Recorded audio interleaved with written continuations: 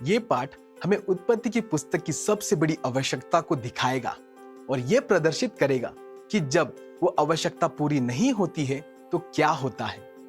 उत्पत्ति का सबसे परिचित और विवादग्रस्त भाग तीसरे अध्याय में है। इसको संकट, मनुष्य का पाप और परमेश्वर से विभाजन बोल सकते हैं। मानव जाति पाप पर निर्णय का एक खतरनाक मुद्दे का सामना करती है। क्या हम जीवन परमेश्वर के अनुसार जिएंगे या अपने अनुसार जिएंगे? यशाया 53 के 6 में बाइबल कहती है, हम सब भेड़ों के समान भटक गए थे, सबने अपना मन चाहा मार्ग चुन लिया। यही अभी का मानव स्वभाव है। हालांकि वचन के अनुसार परमेश्वर ने आदम और हव्वा को परमेश्वर की इच्छा का पालन करने या अपने इच्छा के पक्ष में परमेश्वर को अस्वीकार करने की पूरी शक्ति के साथ पूर्ण चुनाव का प्राणी बनाया। उत्पत्ति 3 इसी संकट को वर्णन करती है जब यह पहली बार हुआ। उत्पत्ति 3 का समायोजन अध्याय 2 के 8 और 9 में पा सकते हैं। यहोवा परमेश्वर ने पूर्व की दिशा में आदन नामक एक वाटिका लगाई और उसमें मनुष्य को रखा जिसकी उन्होंने सृष्टि की। भूमि से सब प्रकार के वृक्ष जो देखने में मनोहर और खाने में अच्छा है उगाई। वाटिका के बीच में जीवन का वृक्ष और भले और बुरे के ज्ञान का वृक्ष को भी लगाया। तो वाटिका में क्या हुआ? इस प्रश्न का उत्तर देने से पहले उत्पत्ति के पहले 11 अध्यायों का अध्ययन के बारे में एक संक्षेप टिप्पणी की आवश्यकता है। उत्पत्ति 1 से 11 में लिखने की शैली बाकी के पुस्तक की शैली से अलग है। इससे कुछ लोग ये प्रश्न करते हैं कि क्या 1 से 11 में सृष्टि निर्माण और उसके आगामी कहानियों को वास्तविक ऐतिहासिक घटनाओं के रूप में पढ़ा जाना चाहिए या इसे दृष्टांत कथा के रूप में कार्य करना है। ये प्रश्न कुछ लोगों के लिए चिंता की बात है, क्योंकि उन्हें लगता है कि जो सुझाव दिया जा रहा है वो परमेश्वर की सृष्टिकरण पर प्रश्न उठाता है। यदि कहानी दृष्टांतिक है तो वो सच नहीं हो सकती, लेकिन यहां ऐसा नहीं है। प्राचीन पूर्वी साहित्य में एक शैली जिसका उत्पत्ति भी एक भाग है, एक घटना ऐतिहासिक हो सकता है और इसका दृष्टांतिक महत्व भी हो सकता है। दृष्टांतिक उपयोग का मतलब नैतिक और धार्मिक रूप से अनुदेश करने के लिए एक कहानी में तत्वों का उपयोग केवल हकीकत के अलावा दूसरे तत्वों का इशारा के लिए भी हो सकता है। ये एक सूचित संभावना है कि अच्छे और बुरे के ज्ञान का वृक्ष और जीवन का वृक्ष जैसी चीजों को प्रतीकात्मक या दृष्टांतिक रूप में समझा जाए। उत्पत्ति 1 से 11 भले ही दृष्टांतिक ना हो, लेकिन मुद्दा यह है कि अगर यह दृष्टांतिक है भी, इसका यह अर्थ नहीं कि यह जिन घटनाओं का वर्णन कर रहा है वो घटित नहीं हुई। उत्पत्ति 1 से 11 के अनुरूप लिखी गई कहानी दोनों ऐतिहासिक और दृष्टांतिक हो सकता है। अब अध्ययन के समायोजन पर लौटते हैं। उत्पत्ति के 2, 8 और 9 में जिस वाटिका में परमेश्वर ने मनुष्य को रखा, उस वाटिका के वृक्ष के द्वारा मनुष्य की जरूरतों को पूरी करने वाले थे। यह ध्यान देना महत्वपूर्ण है कि यहाँ एक प्राथमिकता की सूची है। सबसे पहले ये वृक्ष मनुष्य की आंख, सुंदरता की जरूरत को पूरी करने वाले थी। फिर वे उसके भोजन की जरूरत पूरी करेंगे और तब वे उसे जीवन देंगे। लेकिन अच्छाई और बुराई के ज्ञान का एक वृक्ष था जिसमें से उनको नहीं खाना था। अध्याय 3 में जब उन्होंने पाप किया तो ध्यान दें कि प्राथमिकता का क्रम जहां इन वृक्षों का संबंध है बदल जाता है। उन्होंने पहले अपनी आंख, दूसरा भोजन और तीसरा जीवन को नहीं रखा और भले और बुरे के ज्ञान को प्राथमिकता में कभी नहीं रखना था। इसके बजाय उन्होंने पहले भोजन, दूसरा आंख, फिर ज्ञान को चुना। जीवन तक तो पहुंचे भी नहीं, जिसके बदले मौत मिली। ये तथ्य हेतु तथ्य नहीं है। आप पूछ सकते हैं लेखक क्या कहना चाहते हैं। वो कुछ सुंदर कहने की कोशिश कर रहे हैं। मूसा ने व्यवस्था विवरण 8 के 3 में इस प्रकार से बयान किया, जिसे यीशु मसीह ने मत्ती 4:4 में शैतान का विरोध करते समय कहा, मनुष्य केवल रोटी से नहीं परंतु परमेश्वर के हर एक वचन से जीवित रहेगा। ये परमेश्वर के वचन का उद्देश्य है कि मनुष्य ये जाने कि कैसे जीना है ताकि सच्चा जीवन को प्राप्त करे। मनुष्य केवल रोटी से नहीं जीता, इसका मतलब कि वो केवल बाहर जाकर अपनी जरूरतों को पूरा करने से अपनी शारीरिक अवस्था की पूर्ति करके जीवन नहीं जी पाएगा। अगर सचमुच जीना है तो उसे रुक कर कहना होगा, परमेश्वर, क्या आपके पास मेरे लिए कोई प्रकाशन है कि मुझे कैसे जीना चाहिए? मूसा के अनुसार यदि किसी को जीना है तो उसे अपना जीवन परमेश्वर के वचन से अनुरूप करना होगा। परमेश्वर ने मनुष्य को वाटिका में रखा, ऐसा संपूर्ण जगह जहां उसके सारे जरूरतें पूरी हो सके। लेकिन मनुष्य ने परमेश्वर के वचन को अस्वीकार किया, उसके प्रावधान और प्रतिबंधनों का विरोध किया और अपनी प्राथमिकता का और इच्छाओं के अनुसार कुछ पाने की कोशिश की। मत्ती 6:22 और 23 में यीशु ने कहा, आग शरीर का दीपक है, इसीलिए यदि आग स्वस्थ है तो शरीर भी उजियाला होगा, लेकिन यदि आग रोगी है तो सारा शरीर अंधकारमय हो जाएगा। इसका मतलब क्या है? यीशु का शारीरिक आग से मतलब नहीं था, उनका मतलब प्राण की दृष्टि आत्मिक दृष्टि से थी। सभी का अपना मूल्य प्रणाली होता है, उनके महत्वपूर्ण चीजों को क्रम में डालने की एक नियंत्रित तरीका, चीजों को उनके महत्व के अनुसार अनुमान लगाने का। यीशु ये बताते हैं कि उजाले से भरे और अंधेरे से भरे व्यक्ति के बीच का फर्क उनके चीजों को देखने की दृष्टिकोण में है। क्या आप चीजों को परमेश्वर की दृष्टि से देखते हैं या अपनी दृष्टि से? यही उजाले से भरे और अंधेरे से भरे व्यक्ति के बीच का अंतर है। ठीक वैसे ही जैसे परमेश्वर ने मनुष्य को वाटिका में जीवन के वृक्ष के सामने रखा और भले और बुरे के ज्ञान का वृक्ष से उनको रोके रखा और कहा, मैं तुम्हारी सभी जरूरतों को जानता हूं, मुझ पर विश्वास और भरोसा करो। तुम्हारे सबसे बड़ी जरूरत मैं और मुझसे आने वाली प्रकाशन है। इसे स्पष्ट करने के लिए कल्पना कीजिए कि आप जवानी में आने वाले युवक हो। आप अपने भीतर के यौन रुचि के बारे में परिचित हो। जब आपको पता चलता है कि ये यौन रुचि मजबूत है, तो आप उसके साथ क्या करोगे? पश्चिम में कई युवकों के बीच ये तत्वज्ञान है, अगर अच्छा लगे तो उसे करो, बाहर जाकर उसे संतुष्ट करो।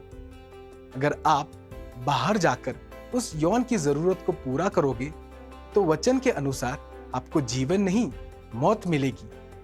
मौत का अर्थ परिणामों का अंतिम दावत है। लेकिन अगर एक युवक के रूप में आप इस यौन रुचि के साथ परमेश्वर के पास आकर कहते हो, परमेश्वर, आपने मुझे यौनिक जीवी बनाया, आपके वचन से मुझे इस यौन की जगह दिखाई है। यौन का उद्देश्य क्या है? उसका उचित कार्य क्या है? यौन के बारे में आपका वचन दिखाइए और मैं अपनी क्रियाओं को आपके वचन अनुसार नियमित करूंगा। वचन के अनुसार आपको ये सब प्राप्त होने वाला है। आपको यौन से सबसे बड़ी खुशी, संतुष्टि, तृप्तता और आनंद मिलेगा जो आपके लिए संभव है, क्योंकि आपने अपना मार्ग परमेश्वर की सोच के अनुसार तय किया। उसका उद्देश्य अब आपका उद्देश्य।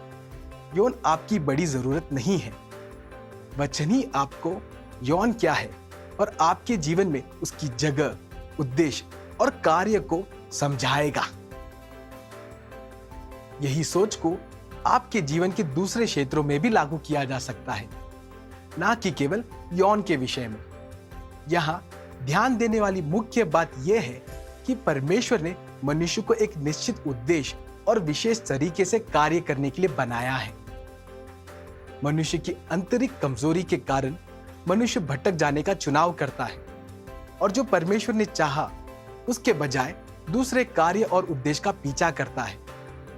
हर व्यक्ति की चुनौती इसमें है कि अपनी इच्छा को परमेश्वर की इच्छा अनुसार अनुरूप कैसे करें। आप पूछेंगे, मैं परमेश्वर की इच्छा को कैसे जानूं? तो आइए वचन की ओर मुड़े और अपने जीवन के लिए परमेश्वर की इच्छा को जानें। जब आदम और हवा अपने संकट में हार गए और परमेश्वर के बजाय पाप को चुनते हैं, हम एक और सुंदर सत्य को देखते हैं। उत्पत्ति 3:8 कहती है, जब उन्होंने दिन की ठंडे समय में यहोवा परमेश्वर की चलने की आवाज सुनी तो आदम और उसकी पत्नी पेड़ों के बीच यहोवा परमेश्वर की उपस्थिति से छिप गए। तब यहोवा परमेश्वर ने आदम को पुकारा और पूछा, तुम कहाँ हो?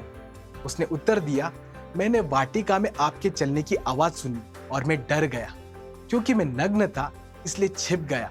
और परमेश्वर ने कहा, किसने कहा कि तुम नग्न हो? क्या तुमने उस वृक्ष से खाया जिसे मैंने खाने से मना किया था?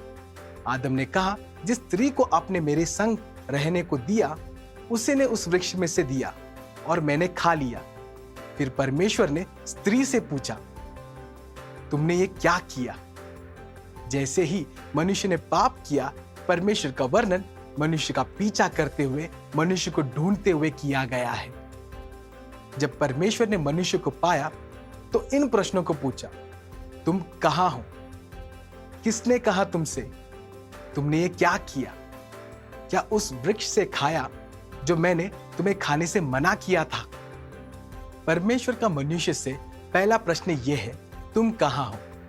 जब परमेश्वर ने मनुष्य से अपना संवाद ये प्रश्न पूछकर शुरू किया कि तुम कहाँ हो, परमेश्वर मनुष्य को समझने में मदद करना चाहते थे कि उसका एक स्थान है जहां वो अब नहीं रहा।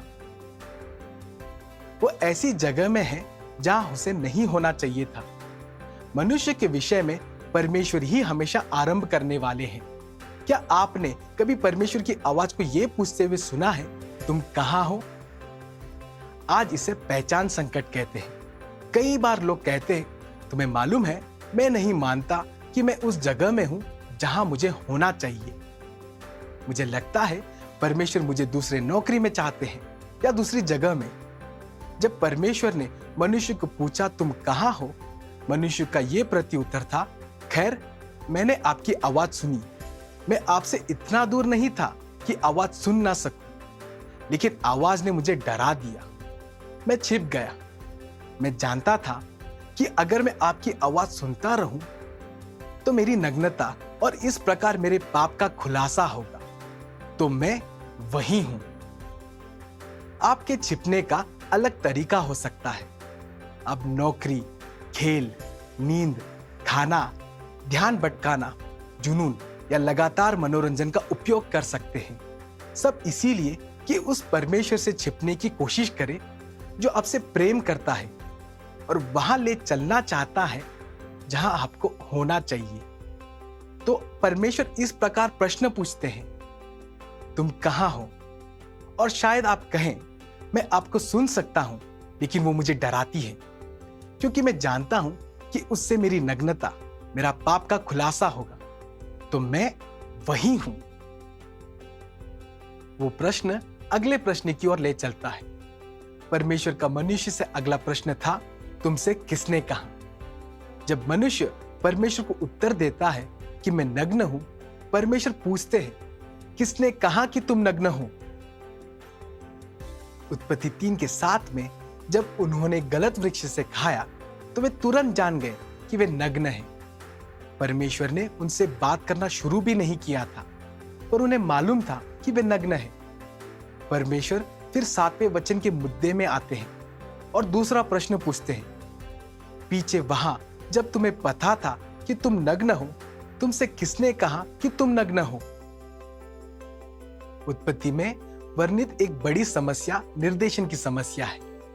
हमारा समाज तेजी से इन नैतिक परम सिद्धांतों का इनकार करके उनके बदले परिस्थिति जन्य नैतिकता को लेकर आते हैं, जहां सब व्यक्तिगत दृष्टिकोण और इच्छाओं के अनुसार सही माना जाता है।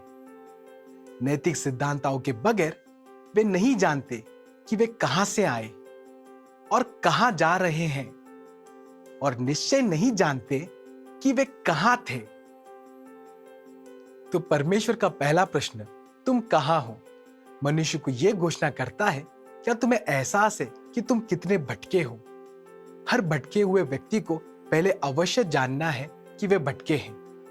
परमेश्वर का दूसरा प्रश्न, तुमसे किसने कहा, दैविक मार्गदर्शन की बात करता है। परमेश्वर संवाद के लिए मनुष्य के कदमों को निर्देशित करना चाहते हैं, यह बताने के लिए कि मनुष्य को कहां होना चाहिए और वहां कैसे पहुंचे। उत्पत्ति 3 में परमेश्वर तीसरा प्रश्न पूछते हैं, क्या तुमने गलत वृक्ष में से खाया? परमेश्वर चाहते हैं कि आदम और हवा अपने पाप स्वीकार करें। क्या आप पाप के परिणामों के कारण क्लेश में हैं? अगर आपका जीवन आशीषित नहीं है, दुखित है, तो अपने आप से प्रश्न पूछिए, क्या मेरा दुख परमेश्वर का आज्ञा न मानने के कारण है? क्या मैं परमेश्वर की योजना पालन में विफल हूं? क्या मैं अपने जीवन में परमेश्वर की योजना जानता हूं या उसका परवाह भी करता हूं? यूहन्ना 10:10 के अनुसार परमेश्वर की योजना का उद्देश्य यह है कि आपको जीवन मिले और बहुतायत से मिले। इसीलिए परमेश्वर आपसे संवाद करते हैं और अपने आप को प्रकट करने का प्रयास करते हैं। यही कारण वो उत्पत्ति 2 में कहते हैं, ये रहे वृक्ष अपने प्राथमिकता क्रम के अनुसार, तुम मेरी प्राथमिकता का पालन करो और जीवन पाओ, आपके पास जीवन का वृक्ष होगा। आदम और हवा ने इन प्राथमिकताओं का पालन नहीं किया, जिस कारण उन्हें जीवन नहीं मिला, उन्हें मौत मिली। ये उनके बारे में वर्णन है, लेकिन ये आपका भी वर्णन है। आप परमेश्वर के बच्चे हैं। आपको परमेश्वर के वचन का अध्ययन और प्रार्थना करनी है और जीवन को जांचना है और अपने हठधर्मी से मन फिराना है, ताकि आप परमेश्वर को जाने और अपने जीवन के लिए परमेश्वर की इच्छा ढूंढे और वास्तव में उस स्थान पर खड़े रहे जहां परमेश्वर आपको चाहते हैं।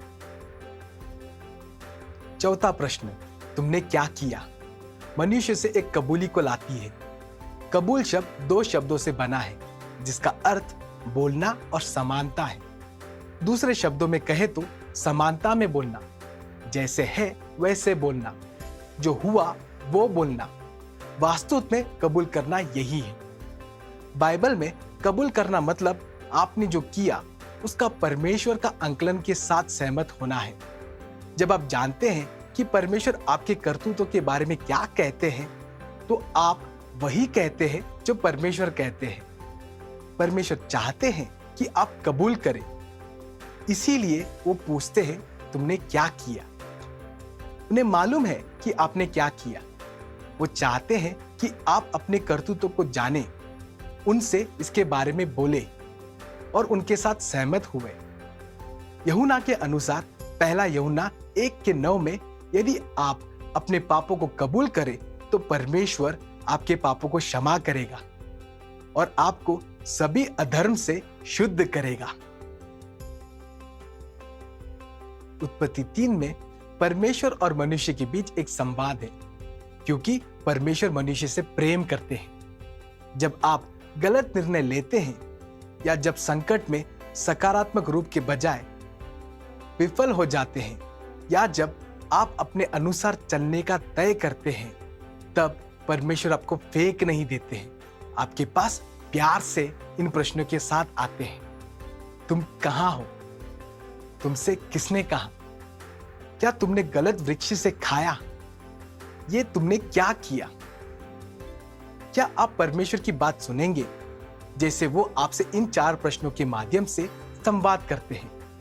एक प्रेमी परमेश्वर के प्रश्न आपको उस स्थान पर ले चलने की कोशिश करते हैं जहां आपको होना चाहिए। परमेश्वर से आपका संवाद का उत्तर तब तक दे जब तक परमेश्वर आपको जीवन में उसकी सिद्ध इच्छा के केंद्र में नहीं लाते। इस अध्ययन में जुड़ने के लिए धन्यवाद। परमेश्वर हमारा स्वर्गीय पिता आपके बीच एकता का भाव रखे। जैसे आप हमारे प्रभु यीशु मसीह का पीछा करते हैं। आमेन।